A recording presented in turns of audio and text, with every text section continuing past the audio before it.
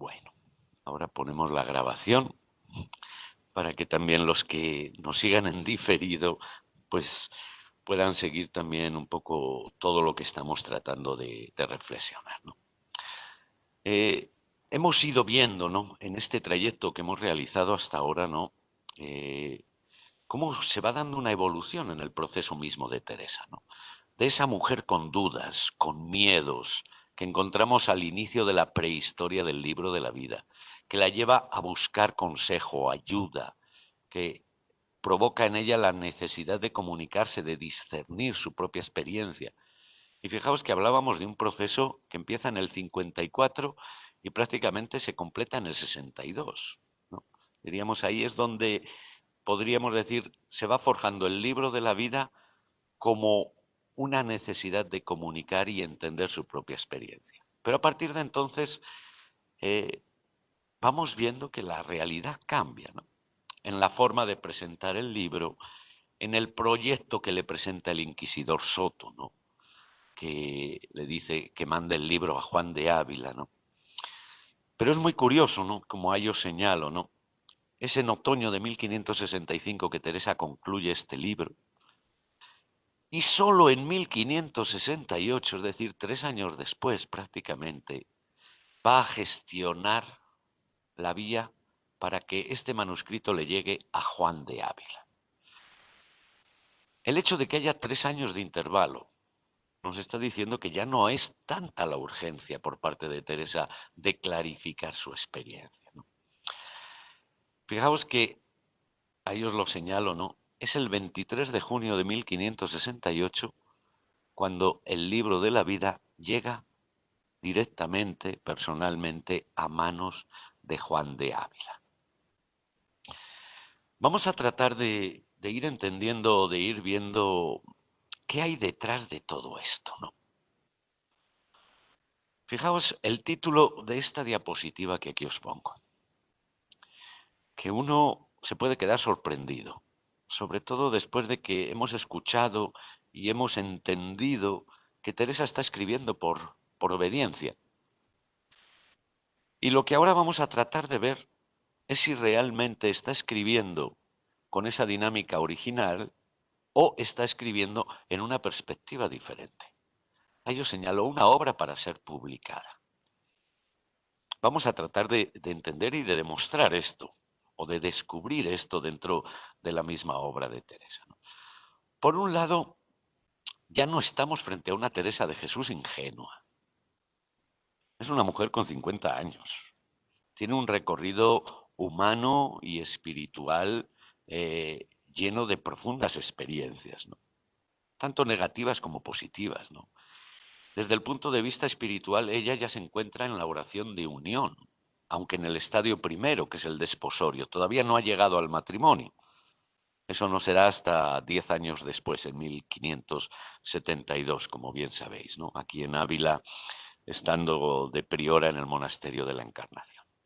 Ya ha fundado un convento. Es decir, hay una conciencia en ella de que ha iniciado un nuevo estilo de vida, al que tiene que darle un fundamento. O mejor dicho, el fundamento precisamente está en esa oración que ella ha ido descubriendo a lo largo de tantos años y a través de la cual ella se ha sentido transformada, ¿no? Es decir, Teresa ya no escribe como esa mujer ingenua, miedosa, temerosa, sino como alguien que ha encontrado ya un lugar, tiene una conciencia clara de cuál es su vocación y de cuál es la llamada del Señor, ¿no? En este sentido, y aquí os lo señalo en el cuadro este moradito, algo que me parece sumamente importante para entender qué hay detrás de todo eso. Fijaos, sabemos que en 1568 entrega el libro a Juan de Ávila. ¿Con qué pretensión le entrega el libro a Juan de Ávila? ¿Para clarificar su experiencia o para otra cosa? Y fijaos cuál es la respuesta que le va a dar Juan de Ávila a Teresa de Jesús. Fijaos, aquí lo tenemos, creo que lo podemos leer, ¿no? Fijaos, cuando acepté leer el libro que se me envió, no fue tanto por pensar que yo era suficiente para juzgar las cosas de él, como por pensar que podría yo, con el favor de nuestro Señor, aprovecharme algo con la doctrina de él. Y ahora ya esta afirmación de Juan de Ávila es impresionante. Que quiere decir que, en cierto modo, Teresa ya está reconocida, al menos en ciertos ambientes, como una mujer espiritual, como una mujer que está haciendo una auténtica experiencia de Dios. Y Juan de Ávila piensa que en contacto con esa obra que nace de las manos de Teresa, quizás puede enriquecerse. Pero es más curioso todavía lo que sigue diciendo después, ¿no? El libro no está para salir a manos de muchos, porque ha menester limar las palabras de él en algunas partes, en otras declararlas, y otras hay que al espíritu de vuestra merced pueden ser muy provechosas y no lo serían a quien las siguiese. Y yo fijaros, me pregunto, y os pregunto, ¿no? ¿A qué pregunta o a qué propuesta está respondiendo aquí Juan de Ávila? No se está refiriendo a la autenticidad de la doctrina. ¿Se está refiriendo a qué? A la conveniencia o no de que este libro se distribuya, venga publicado. Yo diría que estos son los consejos que da un editor a uno que escribe un libro. Me dice, el libro no está, todavía no está lo suficientemente maduro para, para, para que lo lea todo el mundo. Y dice los porqués. Dice, bueno, porque hay que cuidar mejor el lenguaje, es el limar las palabras. En otras dice declararlas, es decir, explicarlas mejor. Y otras cosas que, bueno, que a usted le sientan bien, pero al resto de los lectores, pues igual no les van a decir nada. Fijaos lo importante que es esto, para entender cuál es el trasfondo de lo que, en definitiva, Teresa está pretendiendo enviándole el libro a Juan de Ávila. En el fondo que le diga si se puede publicar o no. Vamos a tratar de ver ahora diversas realidades que nos van a acercar un poco mejor a tratar de comprender cómo se da ese cambio en Teresa. De una mujer que se mueve en la duda, en los miedos, a una mujer que tiene una conciencia ya de maestra y que por lo tanto pretende transmitir un mensaje, o mejor, necesita transmitir un mensaje, ¿no? Y es lo que llamo una redacción inteligente, ¿no? ¿En qué sentido? En el sentido de que Teresa, después de toda la trayectoria que ha hecho, después de todo lo que ha sufrido en el tratar de discernir su experiencia, en lo que ha supuesto poner en marcha el convento de San José, con toda la oposición de la sociedad de la ciudad de Ávila y otra serie de problemáticas que se le han ido añadiendo. Esto ha potenciado en Teresa lo que podríamos llamar una perspicacia intelectual. Es decir, yo no me puedo mover en el mundo, en este mundo, como una ingenua. Y la mejor demostración de todo esto es esta frase que sacamos del libro de las fundaciones. El calado que tiene esta afirmación que hace aquí Teresa, que puede pasar desapercibido muchas veces y que sin embargo tiene un trasfondo fundamental para entender cómo se posiciona ella frente a la pluma y frente a las relaciones sociales y sobre todo a niveles altos de teólogos, inquisidores, etcétera, etcétera. Fijaos lo que afirma ahí Teresa. Estamos en un mundo que es menester, que es necesario pensar lo que pueden pensar de nosotros para que hayan efecto nuestras palabras, para que nuestras palabras lleguen a los demás. Yo siempre tomo esta frase como la invención del marketing.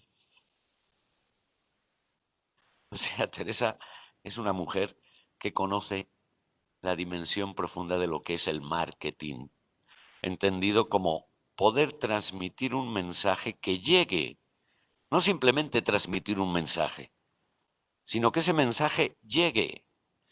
Y para que llegue hay que posicionarse en medio de la realidad, en medio de la mentalidad, en medio, como dice Teresa, de lo que puedan pensar de nosotros, para poder conseguir hacer algo. Esto yo creo que nos ayuda a entender muy bien eh, el espíritu teresiano, sobre todo cuando se pone a escribir, que ya no lo hace buscando simplemente o única y exclusivamente esa dimensión de hacerse entender o de clarificar su experiencia, sino de enseñar una experiencia. Es lo que podríamos denominar el genio teresiano. ¿De qué instrumentos o de qué medios se sirve ella para poder entrar en un mundo que está vetado a las mujeres y que mira con sospecha a aquellos que se dedican a la oración mental y tienen experiencias místicas? Fijaos que nos planteásemos o se nos planteara a nosotros ese problema, ¿no? ¿Cómo me puedo yo entrar en un mundo en el que ya de entrada me tienen vetada el ingreso? Y aquí emergen toda una serie de elementos sumamente importantes en Teresa, que es muy importante entender a lo largo de todas sus obras y de toda su escritura, ¿no? Esa Teresa que ciertamente es obediente y cree en el valor de la obediencia, ¿no? Y que habla tanto de obediencia, de someterse a lo que mande la Santa Madre Iglesia, y yo soy una pobre mujer, ruin, tonta, que no sé lo que digo, pero bueno, como me lo han mandado lo digo, ¿no? O sea, no es pretensión de engañar, sino pretensión de poder entrar. Que no aparezca nunca en primer lugar que la iniciativa es de ella, porque si no, podríamos decir, le cortan la cabeza. Es decir, enseguida le hubieran cortado las plumas, ¿no? Y de aquí va a venir esa constante búsqueda por parte de Teresa de apoyarse en teólogos, en hombres de prestigio, en inquisidores, que siempre que Teresa tiene oportunidad entra en contacto con ellos. Y eso lo hemos visto cómo acontece en este proceso de nacimiento y de desarrollo del libro de la vida. ¿Qué hay detrás de eso? Sino la necesidad de que sea avalado todo lo que ella presenta y que no aparezca en primer lugar la mujer ruin y pobre, que no tiene nada que decir, sino pues esos personajes que tienen un prestigio y que tienen la palabra. Fijaos, vamos a encontrar también a lo largo del libro de la vida afirmaciones que, que interrogan al lector, sobre todo si este lector va como censor de la obra. Dice, no, yo escribo por obediencia y también porque el Señor me lo pide, aunque yo no me he atrevido. Fijaos, es el Señor el que se lo pide. Ya la iniciativa siempre de Teresa, podríamos decir, permanece siempre en un segundo plano. Pero al mismo tiempo va poniendo ella los elementos que sustentan el poder entrar en un ámbito que está vedado para las mujeres, ¿no? Y por supuesto, Teresa en ningún momento dejará de poner de manifiesto su amor y su sometimiento y su obediencia a lo que dice la Santa Madre Iglesia. Ciertamente, ella cree en eso, pero el hecho de que insista tanto en eso pone de manifiesto, ¿no?, la necesidad también de protegerse, ¿no? O diríamos de preparar un ambiente donde se mitigue lo que después veremos, como Teresa realmente cuando no nos damos cuenta, y casi ella lo hace de manera inconsciente, se sube al púlpito de los doctores para enseñar y para dar consejos y orientar. Y veremos que es el lenguaje que va a usar Teresa en gran parte del libro de la vida, donde diríamos no se va a limitar única y exclusivamente a decir cosas, sino a ratificar la importancia de lo que está diciendo. Y fijaos, eso no lo hace quien anda buscando consejo, porque se puede echar en contra lo que está diciendo. En este sentido, ¿no? Vamos a tratar de ver qué es lo que pasa realmente en este libro de la vida, qué es lo que pretende Teresa. Para que nos demos cuenta cómo de ahí emergen valores fundamentales que nos ayudan a entender y a comprender todo lo que nos va a presentar Teresa, ¿no? No es lo mismo que ella esté escribiendo para sus confesores, para la intimidad de sus confesores, que el hecho de que esté escribiendo pensando que tiene que escribir para llevar un mensaje fundamental a los demás. Y que lo necesita hacer, como necesitó fundar San José y como necesita difundir y testimoniar esa experiencia de Dios que ha venido haciendo en esos años, ¿no? Fijaos, aquí os señalo varios elementos que vamos a tratar de ver y de analizar, aunque sea brevemente, para que constatemos directamente, no en lo que yo digo, sino en lo que Teresa dice y hace en el libro de la vida, cómo realmente hay otras pretensiones que van mucho más allá de lo que sería simplemente tratar de clarificar su experiencia. Ahí os pongo varios elementos que vamos a tratar de ver o de analizar. En primer lugar, os señalo ahí títulos de los capítulos.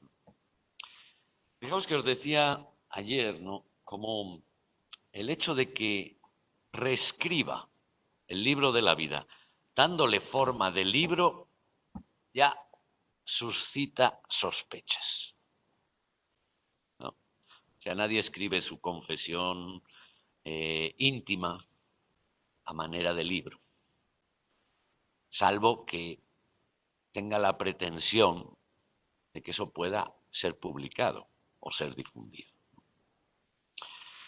Yo os invito a que cojáis cualquier libro de los clásicos que lee Teresa en esa época. El abecedario de Osuna, la subida al Monte Sión de Bernardino de Laredo o cualquiera de los escritos de los espirituales de la época, simplemente para que os deis cuenta cómo el modo de proceder, el modo de establecer los títulos es prácticamente idéntico. Es decir, toma modelo para reescribir el libro de la vida, toma modelo de los libros de la época. Vamos a ver algunos de estos títulos, ¿no? Por ejemplo, vamos a leer el título del capítulo 8. Luego os invitaré a que en un momento, pues luego cuando tengáis tiempo ya en vuestra lectura personal, antes de leer la obra, hagáis una lectura solo de los títulos, porque son muy sugerentes, que al mismo tiempo de darnos una síntesis y un resumen hecho por la misma Teresa de lo que es el contenido de la obra, nos puede ayudar a entender o a comprender cuáles son sus pretensiones, ¿no? Fijaos, el título del capítulo 8, capítulo que veremos que es fundamental. Escribe Teresa: trata del gran bien que le hizo no se apartar del todo de la oración para no perder el alma. Hasta ahí, pues decimos bien, sintetiza lo que va a decir. Pero a continuación dice, ¿y cuán excelente remedio es para ganar lo perdido? Ya está enseñando. Ya no está diciendo, la oración puede ser una ayuda. No, está diciendo, es un excelente remedio para ganar lo perdido. O sea, ella está aquí metiendo, podríamos decir, eh, un mensaje doctrinal. No dubitativo, sino exhortativo, ¿no? Y lo que dice a continuación ya nos sorprende todavía más. Persuade a que todos la tengan. ¿Qué está diciendo aquí Teresa? Que la oración es fundamental para todos. O sea, no está pidiendo consejo, no está diciendo que para ella es de ayuda, sino que para todos. Dice cómo es tan gran ganancia y que aunque la tornen a dejar, es gran bien usar algún tiempo de tan gran bien. Fijaos, bastaría que nos pusiéramos a reflexionar un poco sobre qué está diciéndonos Teresa con este título. Está dando un mensaje que además se va a constituir en central a lo largo de toda su vida y de toda su existencia, ¿no? Que es rescatar el verdadero valor que tiene la oración para la vida cristiana. Y fijaros en la manera en que lo hace y en que lo dice. Porque pudiera parecer que esos títulos los hubiera puesto otra mano, pero no, esos son títulos escritos y redactados por la misma Teresa. Es decir, ¿qué sentido puede tener esta exhortación que leemos aquí en este título, ¿no? Si lo que está pretendiendo es que sus confesores le ayuden a entender lo que le está pasando o a entender si es auténtica su vivencia? Aquí no pide ningún consejo, aquí está enseñando. Leemos otro título. Vamos a leer algunos de los más significativos, ¿no? Y donde, pues Teresa casi en el fondo se traiciona a sí misma, ¿no? En ese sentido de que no emerja con claridad cuál es mi pretensión, porque si no, no sale adelante, ¿no? En el capítulo 11, que empieza el tratado de oración, nos dice Teresa, dice en qué está la falta de no amar a Dios con perfección en breve tiempo. Comienza a declarar por una comparación que pone 4 modos de oración. Va tratando aquí del primero. Bueno, hasta ahí es comprensible, sintetiza un poco el contenido. Pero lo que dice a continuación es muy provechoso para los que comienzan y para los que no tienen gustos en la oración. Fijaos lo que dice aquí Teresa, es muy provechoso. Y está pensando en algunas personas en concreto, para los que comienzan y los que no tienen gustos en la oración. Aquí, ¿qué está haciendo Teresa nuevamente? Está enseñando, está aconsejando, está dando indicaciones, no está pidiendo ella indicaciones y orientaciones, está dándolas y con un convencimiento claro, ¿no? Porque además dice, es muy provechoso. No simplemente, pues voy a hablar de esto. No, no, es que es muy provechoso. Es muy bueno. Vamos a leer otro título, ¿no? Por ejemplo, en el número 10, nos vamos adelante. Y podríamos pasarnos aquí un buen rato, ¿no? El título número 10 que es un poco contradictorio, porque vamos a encontrar a 2 Teresas aquí. En la primera parte del título dice, comienza a declarar las mercedes que el Señor le hacía en la oración y en lo que nos podemos nosotros ayudar, y lo mucho que importa que entendamos las mercedes que el Señor nos hace.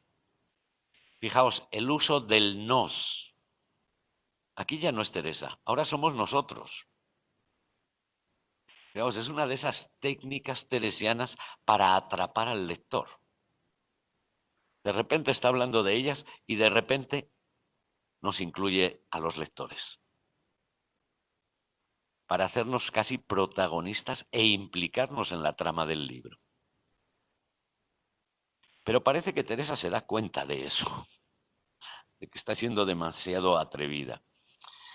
Y escribe a continuación: pide a quien esto envía que de aquí adelante sea secreto lo que escribiere, pues la mandan diga tan particularmente las mercedes que la hace el Señor.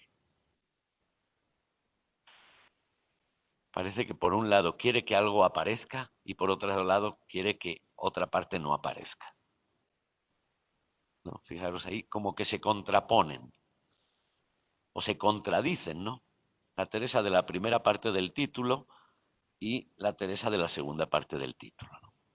Que es como si convivieran la Teresa de antes de 1562 y la Teresa de después de 1562. Esto suele pasar a menudo, pero hasta cierto punto es normal porque no podemos olvidar que Teresa retoma muchos de los elementos que había elaborado en la primera redacción del libro de la vida. Vamos a leer otro título, en el capítulo 18, como otro ejemplo, ¿no? Pero yo os invito a que hagáis personalmente este ejercicio de ir leyendo los títulos e ir reflexionando de qué está hablando o qué está diciendo Teresa. No tanto sobre el contenido, sino sobre la forma. Si realmente es el contenido de quien pide consejo o de quien está dando consejo. En el capítulo 18, fijaos lo que dice, en que trata del cuarto grado de oración. Comienza a declarar por excelente manera la gran dignidad en que el Señor pone al alma que está en este estado. Vale, síntesis de lo que es el contenido. Pero a continuación dice, es para animar mucho a los que tratan oración. Bueno, ¿en quién está pensando Teresa? Nos podemos preguntar nuevamente, ¿no? Para que se esfuercen a llegar a tan alto estado, pues se puede alcanzar en la tierra, aunque no por merecerlo, sino por la bondad del Señor. Y añade todavía, léase con advertencia. Fijaos, porque se declara por muy delicado modo y tiene cosas mucho de notar. Es decir, tiene cosas muy importantes que hay que tener en cuenta. Fijaos, aquí quién está escribiendo. Una mujer que tiene una conciencia clara del valor profundo de lo que implica y significa la oración. Y en este caso en concreto de la oración de unión, ¿no? Es decir, no es la ingenua Teresa temerosa, ¿no? O fijaos lo que va a escribir en el capítulo 25. Un título que es sumamente sorprendente, ¿no? Por el atrevimiento y la osadía que Teresa manifiesta en las palabras que aquí nos transmite, ¿no? En el capítulo 25, en que trata el modo y manera como se entienden estas hablas que hace Dios al alma sin oírse, y de algunos engaños que puede haber en ello, y en qué se conocerá cuando lo es. Vale. Hasta ahí, síntesis, resumen del contenido del capítulo. Pero a continuación añade el juicio de valor sobre ese capítulo. Fijaos que esto es muy interesante en Teresa, ¿no? En los títulos. Primero pone el resumen y luego hace un juicio de valor. Y el juicio de valor que hace aquí es de mucho provecho para quien se viere en este grado de oración, porque se declara muy bien y de harta doctrina. O sea, fijaos hasta dónde llega el atrevimiento y la conciencia de Teresa. Se declara muy bien. O sea, este es un capítulo muy bien escrito y muy bien pensado y muy bien redactado. Y Teresa misma lo subraya, ¿no? Y es de harta doctrina, es decir, tiene un contenido muy bueno. Fijaos, Teresa misma se echa flores a sí misma en lo que ha escrito. Es decir, hay una conciencia clara en ella del valor de lo que está comunicando. Bueno, y podríamos leer más títulos al respecto, ¿no? Es simplemente un poco para poner en evidencia que todo esto a lo que estamos llegando, ¿no? Esta conclusión a la que venimos llegando de que todo apunta a la pretensión de una Teresa que quiere publicar la obra, de que esta obra ya no se escribe pensando única y exclusivamente en sus confesores, y como ella misma, en el fondo, lo va diciendo y lo va manifestando, ¿no? En el modo, como hemos visto, de configurar los títulos. Podríamos entrar en el texto, pero esto lo vamos a hacer en el ejercicio de la lectura. Y yo os invito a que estéis atentos en las expresiones que usa Teresa y sobre todo en el uso del lenguaje exhortativo, ¿no? Es decir, el lenguaje de la enseñanza. Esto es así por esto, por esto, por esto. O esto es muy bueno por esto y por esto y por esto. Donde se demuestra, podríamos decir, la autoridad del que está hablando y la conciencia de la autoridad del que está hablando. O sea, Teresa se mueve en un ámbito en el que realmente se siente muy segura, ¿no?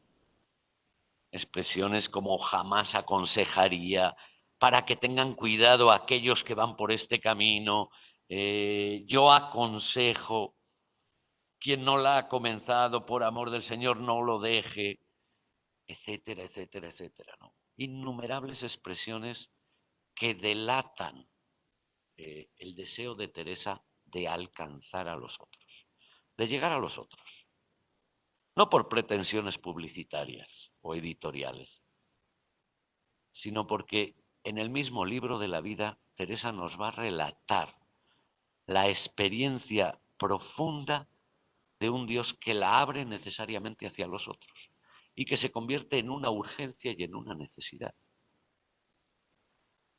Es decir, no es simplemente que tengo que fundar, sino que tengo que anunciar. Veremos que la dimensión apostólica que va a emerger en Teresa en el proceso del libro de la vida es tan fuerte que uno entiende el por qué ella use la pluma como un medio para poder llegar donde no podría llegar de otra manera. Si estamos atentos a los escritos de Teresa, veremos que en ella hay siempre profundísimas lamentaciones de que no puede hacer nada, de que el mundo le tiene atadas las manos, de que no les permite a las mujeres ni anunciar, ni predicar, ni decir, ni hacer nada. Y Teresa siente desde dentro la necesidad de hacer algo por el Señor.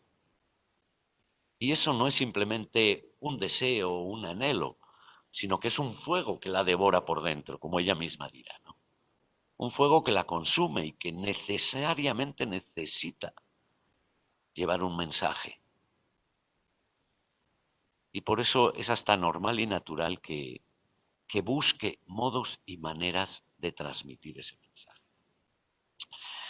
Eso sería, yo diría, la dimensión experiencial que justifica esas intenciones de Teresa, que luego trataremos de explicitar en concreto qué pretende Teresa, ¿no? Mientras tanto, hay otro elemento muy importante que a nosotros pues normalmente nos pasa desapercibido, que es el anonimato. O sea, nosotros leemos el libro de la vida e identificamos personajes, lugares y sobre todo a la protagonista principal, a Teresa. Pero si esto lo leyera alguien que no sabe nada de Teresa, nada de la geografía de Teresa ni de los personajes de Teresa, y le quitaran todas las notas a pie de página, no sabría quién es, porque no hay ninguna referencia para identificar al personaje, ni a los personajes, ni los lugares. Solo hay dos nombres que aparecen en el libro de la vida. Y esos dos nombres son Pedro de Alcántara y Francisco de Borja. ¿Se despistó Teresa y se le escaparon esos nombres? Yo creo que no. Yo creo que son totalmente intencionados la aparición de esos dos nombres en concreto. ¿Por qué? Porque son dos hombres de prestigio, con fama de santidad y reconocidos en el ámbito y en el ambiente eclesial de su época. Es decir, todo esto, aunque el personaje no sea conocido, aunque esté en el anonimato, está avalado por dos personajes que son de fiar, podríamos decir, ¿no? Podríamos decir que es casi el nihil ostat interno que hace que ese anonimato adquiera un valor. Y luego lo que hemos visto antes, ¿no? Y no vuelvo sobre ello. La carta que le escribe Juan de Ávila a Teresa, ¿no? Que hemos leído antes un parrafito, ¿no? Y donde realmente pues emerge con fuerza o con cierta claridad que la pregunta que le está haciendo Teresa a Juan de Ávila al enviarle el libro no va en la dirección de clarificar su experiencia o de confirmarla en su experiencia, sino de encontrar su aprobación para ver cómo difundir o editar el libro. Claro que en este caso Teresa no se encontró con una respuesta tan positiva por parte de Juan de Ávila, ¿no? Que veíamos le daba consejo, no, es que muchas palabras tendría que explicarlas mejor, otras palabras no están bien dichas, otras cosas pues pueden ser de utilidad personal, pero no para todos, etcétera, etcétera, etcétera. Fijaos, todos estos elementos juntos, ¿no? No es simplemente uno, sino todo esto junto. Ciertamente yo creo que nos pone en la vía de entender o de comprender que cuando Teresa escribe esta segunda redacción del libro de la vida, es decir, el libro de la vida tal como lo conocemos, está con unas pretensiones que van más allá de esa obediencia o esa necesidad inicial de clarificar su propia experiencia. Bueno, vamos ahora a descansar un rato y luego ya tratamos.